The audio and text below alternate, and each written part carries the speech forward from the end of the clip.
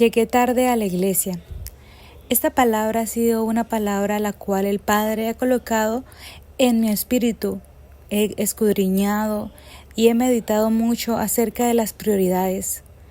Llegar tarde a la iglesia de verdad que es un poco gracioso, pero es una de las frases que más se hablan en las iglesias y que muchas personas, líderes y pastores han notado como uno de los problemas más grandes que la iglesia se ha acostumbrado a hacer, lo cual se ha minimizado con excusas, lo cual da pie a situaciones en nuestras vidas donde permitimos que el Señor deje de ser nuestra prioridad.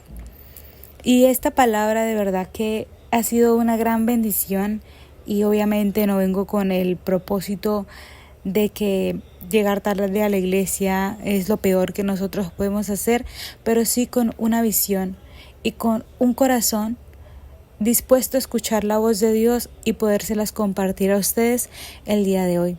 Y quiero comenzar con una historia, la cual se llama La vacuna que todo lo sana. En un pueblo muy lejano, hace muchos años, habían dos hermanas de 18 años que habían sido diagnosticadas de una rara enfermedad.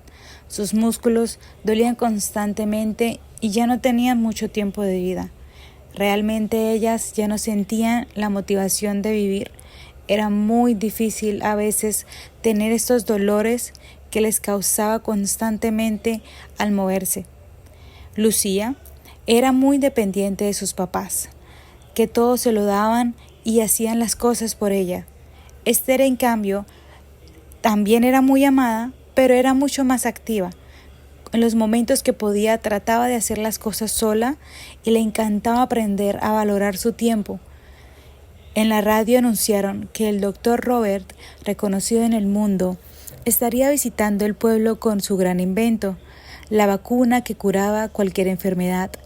Robert era un médico que había sanado todas las enfermedades y lo describían como el único médico que podía hacerlo.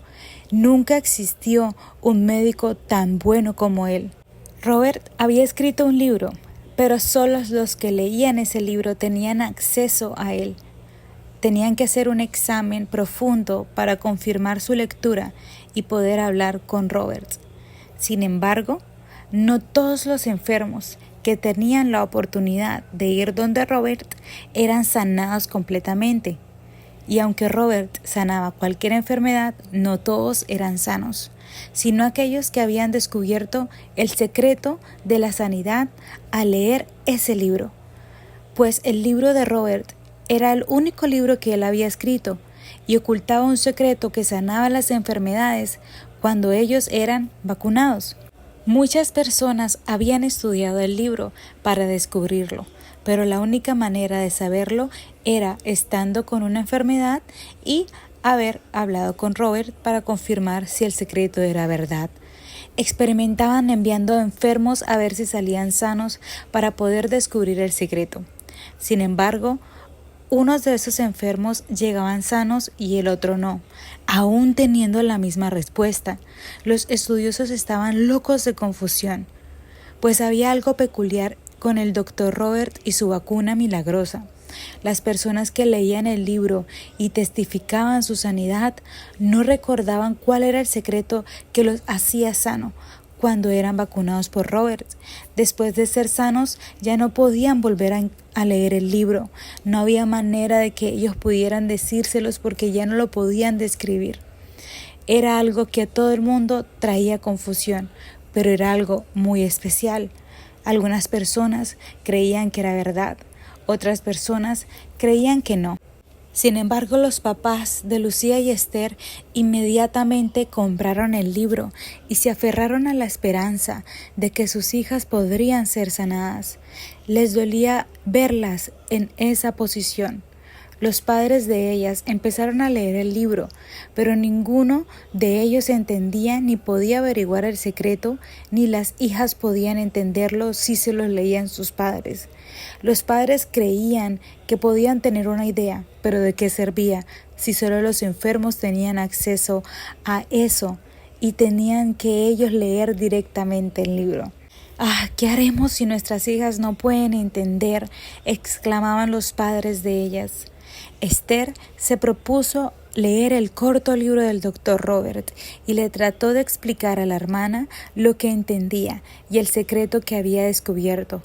Esther había quedado encantada de leer ese libro, estaba eufórica, jamás se había identificado con alguien tanto como en ese libro. Había comprendido lo bello de la vida y que era posible ser sano, que había algo más. Esther motivó a su hermana que leyera también el libro. Sin embargo, Lucía lo leyó de mala gana, pues le tocaba. Le daba pereza realmente. ¿Para qué leer si mi hermana ya sabe la respuesta por mí? Ella me puede ayudar. Las dos fueron a ver al doctor días después y al verlo, las jóvenes se impresionaron. El doctor Robert era un hombre con cabello blanco como la nieve, hermoso y con una sonrisa deslumbrante. Parecía Papá Noel. Esther fue la primera en entrar a la oficina. Ella se sentó enfrente, nerviosa y sus manos sudorosas, pero al ver al doctor Robert se le empezaron a salir las lágrimas. Sintió el cariño, paz y una esperanza tan real al verlo. ¿Por qué lloras?, le dijo Robert con una sonrisa cariñosa. Soy sana, ya no me duele nada, decía ella entre sollozos. ¿Sabes el secreto?, comentó el doctor Robert. Sí. Tú eres el secreto, respondió Esther. Al salir, entró Lucía. Estaba emocionada al ver a su hermana sana. Sabía que ella también iba a ser sana, pues ya podía moverse de una manera que antes no podía. Ese es mi momento, pensó Lucía. Lucía entró rápidamente y se sentó y le dijo al doctor Roberts que el secreto era creer. Sin embargo, el doctor Robert, al escuchar estas palabras, negó con su cabeza y le dijo: no, querida, ese no es el secreto. En desespero, Lucía empezó a llorar. No era sana, no sentía que su cuerpo había diferencia, aún le dolían sus músculos, y le preguntó en lágrimas por qué ella no era sanada y su hermana sí. El doctor quedó en silencio por unos segundos y le dijo: solo creíste lo que tu hermana decía, ¿pero realmente creíste en lo que leíste del libro? Tu hermana no puede salvarte a ti. Debiste haberte apropiado de lo que tú leías.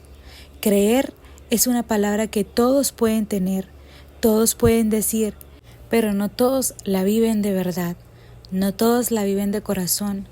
Pero yo leí el libro, exclamó Lucía. Así es, asintió el doctor. Lo leíste, pero no lo viviste. El poder del libro era identificarse con el autor, y nadie puede hacer eso por ti. Solo aquel que busca la sanidad debe entender al creador de la sanidad, y ese será salvo. Esta historia nos hace pensar muchas veces cuando somos conmovidos por el testimonio de alguien, o cuando leemos algo por obligación, o cuando nos sentimos que tenemos que ir a la iglesia porque 2 domingos no fuimos y tenemos la obligación de ir. Pero muy pocas veces, desde el fondo de nuestro corazón, nos motivamos por amar y seguir a Dios de todo corazón.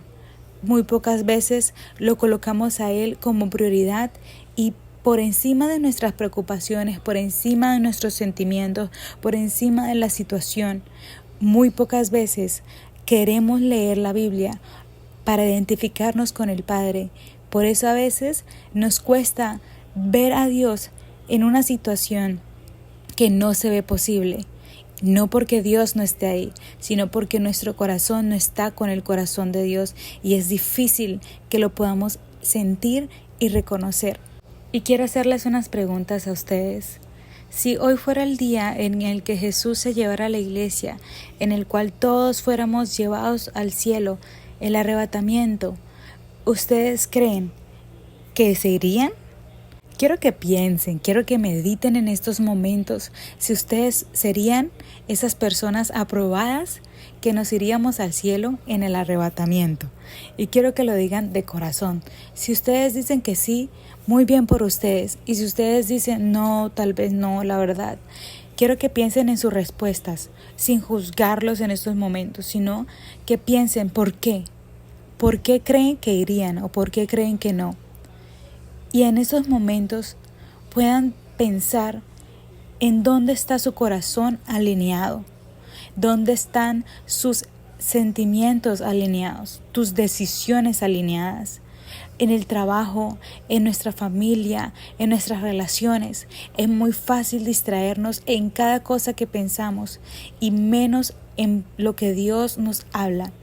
Y cuando Dios me decía, llegué tarde a la iglesia, esa palabra me resonaba en la cabeza porque en esos momentos en la iglesia nos reunimos en la casa donde vivo y hay momentos donde yo llego a la ras. O sea, yo viviendo en la casa, aún no llego un poco más temprano porque me alisto, porque me gusta arreglarme bien, porque hago varias cosas. Y yo digo, o sea, si yo viviendo literalmente donde la iglesia está, me cuesta a veces llegar en punto, cuanto más las personas de afuera. Empecé yo a escudriñar mi corazón y yo le dije, bueno, la verdad, no es porque me arregle tanto, sino porque yo me despierto un poquito más tarde, por darme el placer de dormir un poco más. Y empecé a meditar sobre qué haría yo si tuviera un viaje, si yo tuviera que tener una cita médica. Probablemente no me daría tantos gustos porque conozco que yo no puedo llegar a la ras. Hay cosas y situaciones donde yo debo estar 2 horas antes, 1 hora antes. Y empecé a pensar sobre esto. Y dije, no se trata de un espíritu religioso donde todo tiene que ser súper cauteloso, que yo debo vestirme sin una mancha en la ropa porque es que voy a ir a la iglesia. No, sino que se trata dónde está nuestra prioridad en el Señor. Y Dios me decía, muchas veces mi iglesia se ha olvidado de colocarme a mí en el primer lugar. No quiero que los que yo más confío empiecen a apagar su llama por excusarse en las cosas pequeñas. Bueno, este domingo llegué tarde, bueno, a la próxima no. Sino que haya un sentimiento de, ay Dios, quiero llegar temprano, quiero de verdad corregir eso en mí y que haya una disposición de cambiar.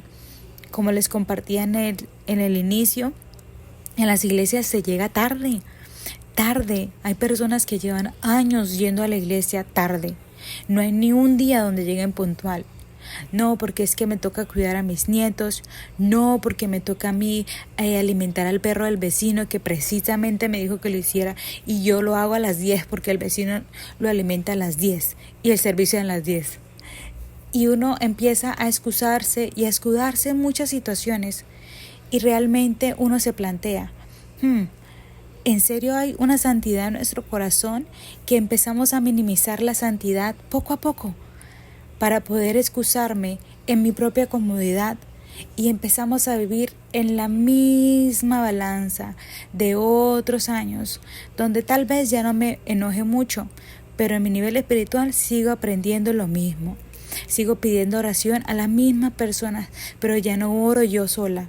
Yo no puedo orar sola. Yo no ayuno si no ayuna alguien conmigo. Y mi nivel espiritual sigue en la misma balanza. Cuando Dios nos ha llamado de más en más, donde Dios dice en su palabra, ustedes ya no pueden tomar leche. Ustedes ya deben comer alimentos sólidos. Ustedes tienen la capacidad de cambiar la situación si entendieran que ustedes en la presencia de Dios harían un equipo increíble con el Padre que sacudiría la realidad de tu vida. Y no hablo que vivas ahora en una mansión y seas millonario, sino que cambiaría la manera en la cual tú ves lo terrenal con lo espiritual. Y en la historia que les comentaba, todo el mundo trataba de averiguar el secreto del libro. Todo el mundo trata de averiguar el secreto de la salvación. ¿Se pierde o no se pierde la salvación? Es un debate que se crean las personas de si van a perder la salvación o si no lo van a perder. E independientemente si la pierdes o no, si se pierde o no se pierde, es si eres salvo o no eres salvo. Porque la salvación está dada por Jesucristo, pero en el momento en el que morimos vamos a tener que estar enfrente del Padre y ver si el Señor nos ha aprobado. porque eso lo dice su palabra y nos cuesta y nos da miedo el sentirnos no aprobados, porque Dios no rechaza a las personas y realmente Dios a todos nos da el beneficio de tener la gracia, todos, pero enfrente del Padre, cuando ya no estemos en esta tierra, es una historia diferente, porque ya lo que hagamos acá se va a tener que tomar las cuentas y empezamos a pensar, Señor, quiero vivir un día a la vez donde tú te sientas agradado de mí. Independientemente de cómo pasan las cosas o cómo creamos si la salvación se va a perder, es entender que la salvación está ahí. Y unos lo van a hacer y otras personas no van a ser salvas. En la Biblia lo dice que va a haber un momento donde las personas van a ir tristemente al infierno. Igual este no es mi enfoque en la enseñanza, sino es el pensar dónde está alineado nuestro corazón y hacia dónde estamos caminando nuestra vida, donde empezamos a desperdiciar muchas oportunidades en el reino porque empezamos a minimizar la santidad de Dios. Empezamos a minimizar que Él sea nuestra prioridad. La única manera de ver el verdadero corazón de alguien es si esa persona se identifica con el autor del universo, con el autor de la Biblia, que es Cristo Jesús. Hoy en día no hay santidad, hoy en día no hay entrega. Nos hemos mal acostumbrado a conformarnos con lo que nos da, a conformarnos con que Julanito de tal ore por mí, que en una reunión me tengan que dar palabras proféticas porque si no me voy a pagar. Y ojo, no está mal, de verdad que no. Si necesitas palabras, si quieres oración, búscalo, pero que eso no sea la única motivación de tu vida. No, voy a pedir que oren por mí, pero ¿dónde está tu vida de oración? Busca palabras proféticas, métete en lo que sea, conferencias, duérmete en la iglesia si quieres, haz lo que necesites hacer, pero nunca pierdas tu intimidad con el Señor, que eso nadie te la va a dar. Esther no le pudo dar la sanidad a su hermana Lucía. Lucía no pudo dar nada a su hermana Esther, sino que la sanidad, como decía el doctor Robert, era algo personal. Y aunque sea una historia ficticia y no sea real, digamos, la Biblia es así. O sea, si ustedes la leen, la Biblia es así. Y quiero que podamos pensar en qué es la santidad. ¿Qué es la santidad para ustedes? Santidad es ser apartados, es ser diferentes, es amar a Dios como nunca, ser una persona que dice no al pecado. Eso es ser santo. Incluso la santidad viene del término latino, de un vocablo latino que dice que es sanctitas, que es la característica de aquel que es santo. No sé si ustedes buscan a veces en Google traducciones como ¿qué es definición? Es definir. Y la verdad no tiene sentido, o sea, no te explican nada, pero tuve que buscar bien. Y bueno, santo es una persona que es bondadosa, que no tiene culpa alguna, que está sin mancha. Y especifican que en la religión es una persona que desarrolló un vínculo personal con un ser divino. La santidad es cuando tú desarrollas un vínculo personal con Dios. Nadie te va a dar esa relación con Dios que tú mismo, tú misma. Es momento de que dejemos de pensar que las cosas se nos van a dar por gracia, cuando no hacemos nada a través de la gracia. La gracia es esa conexión del cielo a la tierra donde decimos somos pecadores, pero Cristo murió por mí y Él me ama independientemente de mis errores. Él no me juzga en estos momentos, pero Él sí me va a exigir, sí va a querer de mí una actitud diferente. Él va a querer que ya deje de tomar leche y empiece a alimentarme de alimentos sólidos. Esa gracia es la redentora y divina que me va a mirar, que va a hacer de mí una mujer o un hombre capaz que se direcciona a la palabra de Dios. En Mateo 25, en la Nueva Traducción Viviente, nos habla de la parábola de las 10 vírgenes. Le invito a que la lean. Y la parábola de las 10 vírgenes la conocemos todos y todas. Y en esa parábola habla de que las vírgenes 5 de ellas se habían preparado, tenían su aceite, pero las otras vírgenes no. Las otras vírgenes se durmieron y fue como, me imagino que habrán pensado como, bueno, yo le pido a mi amiga Federica que me preste su aceite y ahí lo compartimos porque ella es mi amiga del alma y ella me va a mí a dar eso, entonces tranqui, yo no voy a hacerlo ahorita, más tarde. Y se durmieron. Pero resulta y pasa que el novio llega y las que no habían dejado el aceite empezaron a decir, Dios mío, no tengo aceite. Y empezaron a pedirles a sus amigas, préstenme el aceite por favor porque no tengo. Y ellas no iban a desperdiciar su aceite porque ellas sabían que venía pronto y no podían quedarse en ese momento tan especial. Les dijeron, vayan ustedes rápido porque si nosotras le damos ninguna de nosotras va a aguantar. Entonces ellas decidieron irse, pero llegó el novio y se fue con las vírgenes que estaban preparadas. Y el novio les dijo a las que no las reconocía, que no iba a dejar entrarlas a ellas. Y es un pasaje que de verdad que si usted lo lee con la perspectiva que Dios lo colocó, Jesús lo habló acá, es muy impresionante, porque las vírgenes estaban preparadas en el ámbito de que estaban puras, estaban en el lugar que tenían que estar, estaban todo, pero habían olvidado lo esencial, el aceite, el mantener la llama viva. Yo puedo estar en la iglesia, yo puedo estar en el lugar adecuado, donde yo no digo grosería, donde yo no fumo, yo no tomo. Póngase ahí su comentario de qué está apartado. Puede que yo vaya a la iglesia todos los domingos, bien, pero ¿dónde está mi llama? ¿Mi aceite me va a alcanzar? Dice Dios que van a haber pruebas, tribulaciones. Y si usted quiere ver la santidad de alguien, pruébela. Usted quiere ver la lealtad de alguien con usted, esa persona usted la tiene que probar en situaciones difíciles. Y ahí se va a dar cuenta si esa persona de verdad va a confiar en usted o no, o si esa persona de verdad es santa o no. Ponga la prueba. Y ponga la prueba y ahí se va a dar cuenta qué tan santa es esa persona. No por cuánto tiempo ora, no por cuánto tiempo cree, sino cuál es su reacción en momentos de dificultad. Porque yo puedo decir, oro 10 horas, pero si mi vida de conocimiento de Dios no está, fácilmente alguien me puede engañar. Yo puedo leer la Biblia todos los días, pero si yo no oro, fácilmente una persona o una situación me puede agobiar y no voy a entender a Dios y me voy a quejar porque no entienda a Dios, porque no sé cómo es Dios. Y empiezan a formularse muchas preguntas y cuestionamientos. Entonces, todo va conectado, pero lo que más nos va a llevar a una vida de santidad es cuando nosotros empezamos a identificarnos con Dios y empezar a ver las áreas de nuestra vida que necesitan crecer. Empezamos a decir, necesito hablar con Geraldine, necesito que Geraldine ore por mí, que ella profetice sobre mi vida, pero Dios, quiero hablar contigo, quiero poder entregarte esto, y empiezas también a formar una relación con Dios.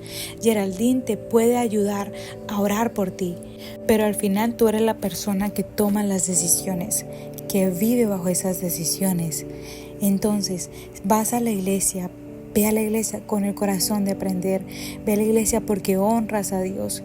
No pones la mirada en cumplir la expectativa del hombre, sino la expectativa de Dios. Dios nos invita a que nos congreguemos porque a través de congregarnos nos fortalecemos los unos a los otros, porque empezamos a hablar lo que conocemos, empezamos a estar en una iglesia, a crecer, a ver las enseñanzas del pastor, a edificarnos, pero la iglesia es ese colegio donde tú vas a aprender, pero por fuera tienes que estudiarlo. Entonces Dios desea que vayamos a la iglesia, a Él le encanta que vayamos y es como un requisito que Dios nos dice en su palabra, que apartemos un día para Él, y muchos no la apartan, llegan tarde y aún así solo van cuando el pastor dice, bueno hermano, ya se pueden ir, o sea, se perdieron todo y no hay una entrega total. La Biblia no dice nada de llegar tarde a la iglesia, o sea, no te dice como, hoy llegaste tarde, ya pecaste, arrepiéntete o haz la oración de fe porque estás llegando tarde a la iglesia. No, la Biblia no dice nada de eso, pero quiero que vayamos a Éxodo 20 en la Nueva Traducción Viviente Y en Éxodo 20 el versículo dice: luego Dios le dio al pueblo las siguientes instrucciones: yo soy el Señor tu Dios, quien te rescató de la tierra de Egipto, donde eras esclavo. No tengas ningún otro Dios aparte de mí. No te hagas ninguna clase de ídolo, ni imagen de ninguna cosa que está en los cielos, en la tierra o el mar. No te inclines ante ellos ni les rindas culto, porque yo, el Señor tu Dios, soy Dios celoso, quien no tolerará que entregues tu corazón a otros dioses. Extiendo los pecados de los padres sobre sus hijos, y toda la familia de los que me rechacen quedarán afectados hasta los hijos de la tercera y cuarta generación. Pero derramo amor inagotable por 1000 generaciones sobre los que me aman y obedecen mis mandatos. Y aquí ustedes van a decir, pero bueno, ¿y qué tiene que ver eso con ir a la iglesia o no? Una cosa es llegar tarde por ciertas situaciones que se nos van de nuestras manos, que ciertas situaciones, ponga una situación que se enfermó, que tuvo una cita médica y sí o sí te tocaba ir a esa cita médica y tuviste que llegar un poco tarde. Son situaciones que se nos van a salir de las manos y créanme que la verdad no está mal, pero si tú te empiezas a replantear, porque yo llevo 3 meses cada domingo yendo tarde a la iglesia. No, es que mi novio precisamente ese día me dijo que lo fuera a acompañar a ver a su perrita, porque la cuida su tía. O sea, cosas que no tienen sentido, que ustedes pueden aplazar un poco después, cosas que ustedes saben que tienen que darle su tiempo a Dios. O sea, una cosa es entendible de que entre los 7 días de la semana, tú un día de esos ya fuiste a una reunión de oración, estuviste entregada, estuviste metida a conocer, servir la iglesia, y los demás pues empiezas a trabajar y precisamente el domingo no pudiste asistir o no pudiste estar puntual. Eso es entendible, pero tú te dedicaste a apartarle un tiempo a Dios. Pero muchas personas, se lo dice a alguien que es hija de pastor y que ha visto lo que es ser un pastor y lo que es ser un líder y todo, de cómo muchas personas, como la vaca, muchas personas llegan tarde a la iglesia por cosas sin sentido, por cosas que ustedes saben que su vida no es una vida de oración, no es una vida completamente entregada a Dios, donde les es normal decir una grosería, donde les es normal maldecir, donde les es normal constantemente renegar, dudar de Dios, y es una vida que se balancea de un lado para otro. Y Dios nos dice que seamos unas personas fijas, o eres frío o eres caliente, pero del medio no.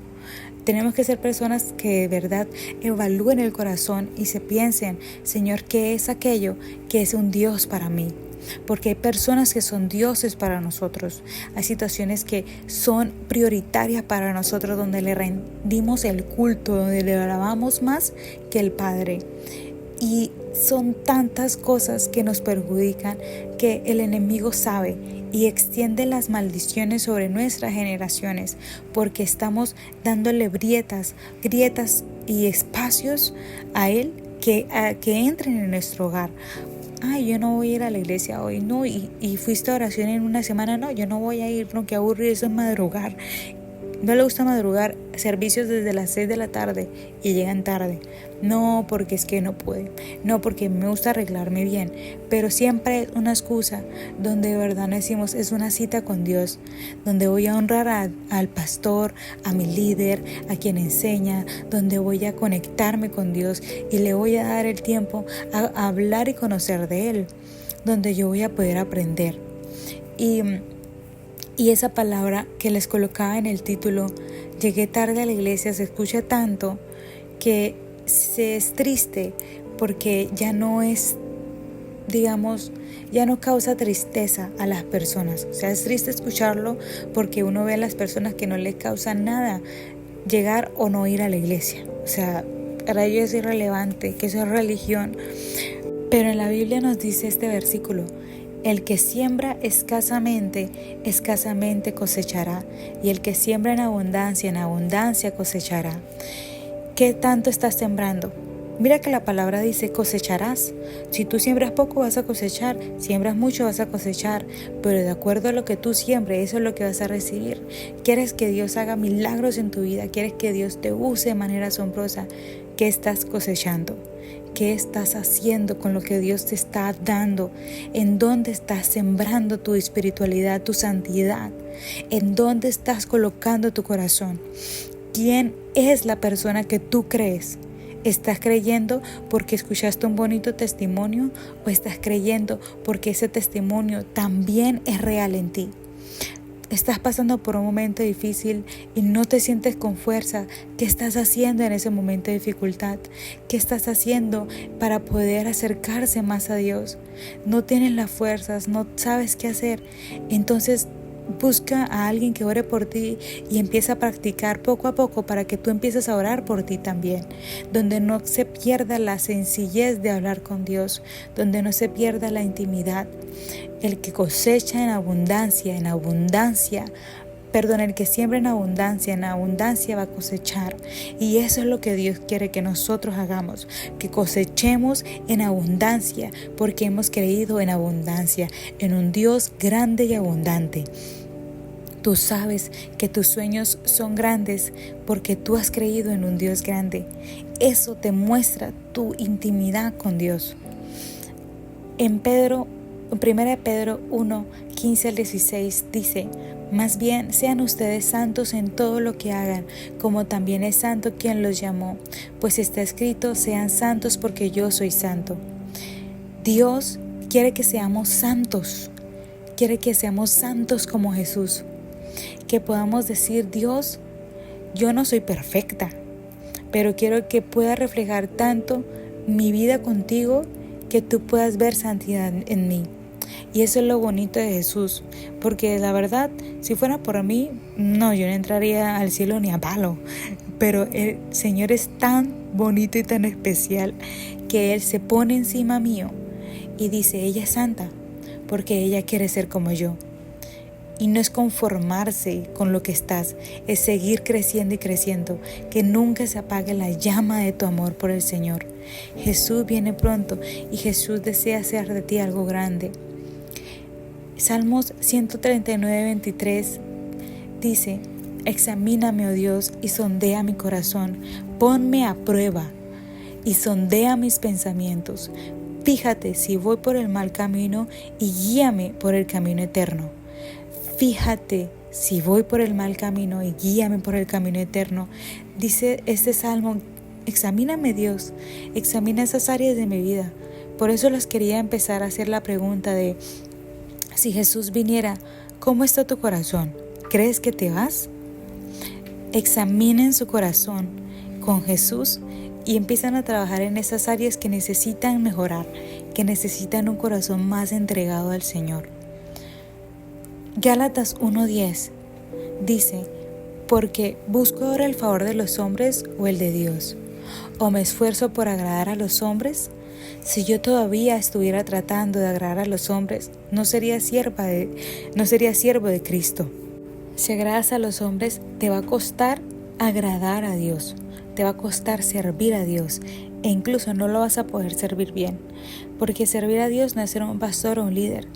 Aquí Pablo nos habla de que él era un servidor de Jesús, o sea, él era un misionero, él sí servía a Dios como líder, como evangelista, como todo. Pero Pablo aprendió a no agradar al hombre para que él tuviera acceso a obedecer a Dios. Y aquí lo que nos enseña a nosotros es quién está siendo la persona que más te está guiando.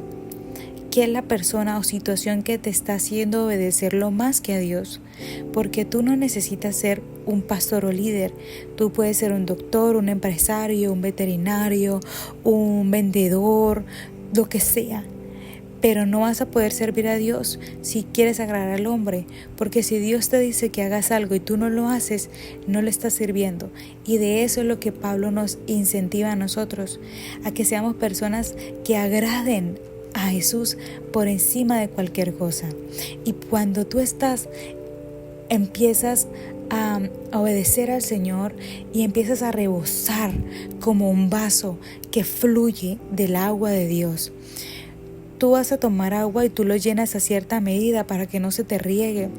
Pero en lo espiritual, tú no puedes estar tomando a la medida tuya y ya porque tengo miedo de que se me riegue. Hay cosas en periodos de nuestra vida que tenemos que ser cautelosos todo a su tiempo, en crecer en el Señor, no toda la vez, pero nuestro espíritu necesita y tiene sed de Dios. ¿Qué tanto les estamos dando a la medida mía? Uy, no, porque me da pereza orar a mí como 10 minutos, yo mejor oro 5 y me acostumbro a orar a 5 minutos. Y me cuesta orar más de eso, pero si tú no empiezas a practicar, quiero orar más, quiero hablar con Dios más, tus oraciones empiezan a crecer, tu intimidad con Dios empieza a aumentar y ya tú no empiezas a obtener la medida, sino a rebosar. A mí me da risa porque yo salía con mis papás a un restaurante y a mí se me caía la bebida, o sea, me servían y yo lo cogía y se me caía el vaso. Y siempre me decían como no, Yoralyn, siempre se le cae. Y siempre que íbamos a este lugar, el mesero ya nos conocía.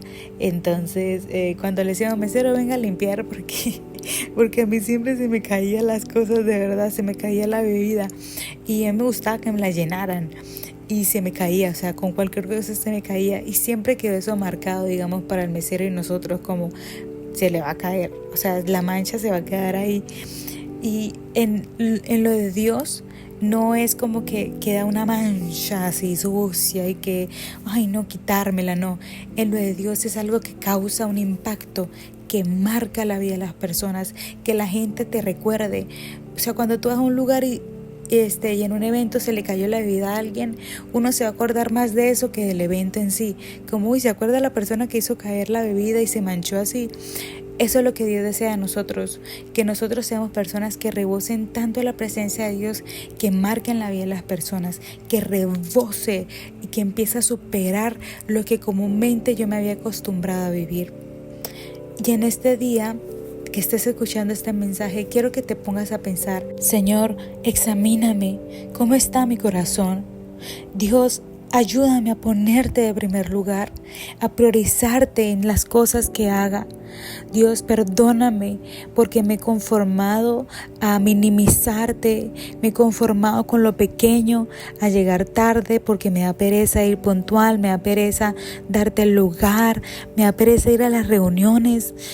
La verdad, Dios, ayúdame a que empiece a darte la prioridad que te mereces, a no ser de esas personas que te minimizan y es una persona que viva lo que lee y que reconozca lo que tú haces, Señor. Padre, ayúdame a vivir aprobada por ti día a día y que tú te sientas complacido por lo que yo haga. Gracias, Señor, gracias porque tus planes son mejores de los que yo pueda imaginar y no hay nada que pase desapercibido por ti. Tú eres un Dios fiel, bueno y bondadoso y no hay nada que tú no puedas hacer. Dios, yo quiero orar por las personas que me escuchan en este momento. Bendícelas, Dios, que ellas puedan ver lo grande que son tus planes, Señor, y lo pequeño, Señor, que son los problemas, que empiecen a ver, Dios, un hambre por ti, un hambre de más, Señor, que crezca el fuego, la llama, que arda en sus corazones, donde ya no se escuden en las cosas terrenales, que ya no minimicen, Señor, la obediencia, no minimicen la santidad, Señor, que ya no hayan personas que les guste llegar tarde, les guste estar mal ante ti, les guste no ir a la iglesia, que para que ya haya personas que empiecen a apasionarse por ti, que empiecen a decir, Dios no merece que yo le dé el segundo lugar, Dios no merece que yo priorice mi vida, mi familia por encima de obedecerle a Él. Padre, gracias por las personas que están acá. Yo oro por sus planes, Señor, por sus encuentros radicales, Jesús, porque tus planes son más grandes que los que ellos han imaginado. Gracias, Jesús, por este tiempo. Gracias, Dios. Oro en tu nombre, amado. Amén. Muchas gracias a las personas que escucharon este mensaje y llegaron hasta acá. Espero que esta palabra los haya puesto a pensar y de verdad reflexionar. En la palabra de Dios nos dice que los jóvenes van a profetizar y que van a ser tiempos de avivamiento, pero el avivamiento empieza con la santidad, empieza cuando Dios empieza a ser primer lugar, cuando deseamos servirle. Entonces, si ustedes quieren ser parte del avivamiento, ustedes también tienen que enamorarse y darle a Dios el primer lugar que Él merece. Así que los invito a que escuchen, compartan y puedan ser de bendición a otros al experimentar la grandeza de la obediencia y darle a Él el lugar que se merece. Gracias a ustedes por darnos la oportunidad de compartir esto y les mando un fuerte abrazo. Que Dios los bendiga. Shalom.